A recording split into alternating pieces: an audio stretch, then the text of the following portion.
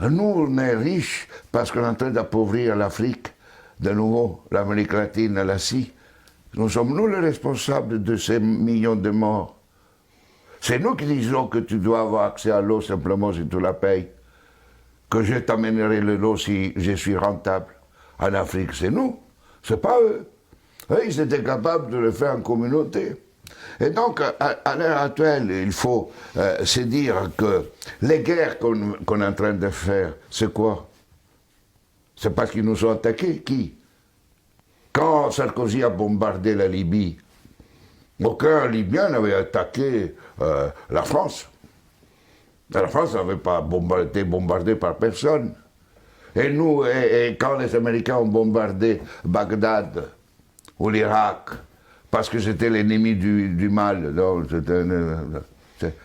tous ces millions qui sont morts, et tous ces millions de réfugiés syriens, irakiens, etc., c'est qui eux, ils ont voulu. Et nous, on a le courage après de dire, je vais t'aider pour rester chez toi. Hein? Alors qu'on les a créé des conditions pour qu'ils doivent fuir.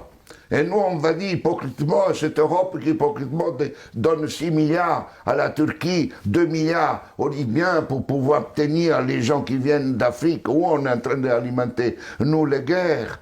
Mais il faut s'arrêter de se raconter des balivernes ici. Hein? Il faut arrêter.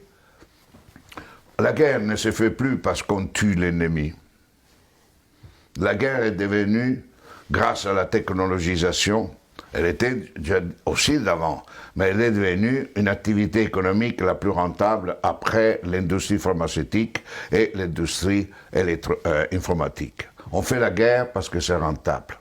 Et malheureusement, si nous ne changeons pas nos dirigeants, et nous-mêmes, hein, dans le sens pas individuellement, mais les systèmes de valeurs fondamentaux, la sécurité nationale qui explique la guerre, la souveraineté nationale, l'appropriation privée du vivant, etc. Tout ça, on fera la guerre. On fera la guerre, pourquoi? Parce que pour cela, deviendra une activité de plus en plus rentable. D'ici quelques années, si vous éliminez la guerre, le PIB mondial chutera, d'après le système dominant. Et ne chutera pas si on est dans un autre système. Au contraire, la guerre, la disparition de la guerre sera une source de richesse. Mais c'est pour cela que les dominants à l'heure actuelle ne veulent pas réduire les armements, ne veulent pas réduire les occasions de guerre. Parce qu'imaginez-vous la France sans la guerre. Que serait comme économie? Imaginez-vous les États-Unis sans guerre, deviendraient des pauvres. Des économies pauvres. Donc aujourd'hui, on est entré dans une phase où on fait la guerre parce que c'est rentable. Et vous n'aurez aucun dirigeant actuel du monde qui arrêtera la guerre, parce qu'il sera crucifié, parce qu'il sera lapidé, parce qu'il va contre la logique. La guerre fait augmenter le PIB mondial. La guerre permet la croissance économique. Et on suppose que si on fait la guerre, on augmente la création d'emplois chez nous, non?